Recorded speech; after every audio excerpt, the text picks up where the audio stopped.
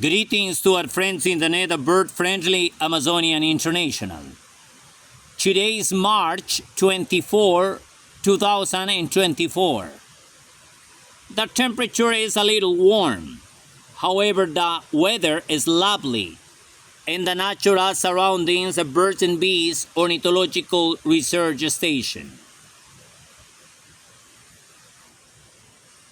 This private ornithological entity is part of the first bird-friendly cattle farm that has been identified in the jurisdiction of Wamboye.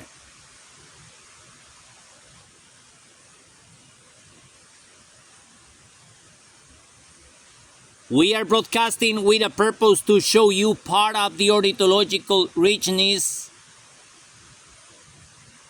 that a bird lover is able to find inside the bird-friendly garden of Birds&Bees Ornithological Research Station.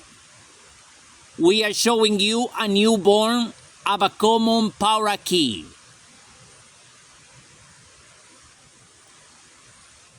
This lovely newborn of common Pauraque is part of the ornithological database that has been generated for Birds&Bees Ornithological Research Station.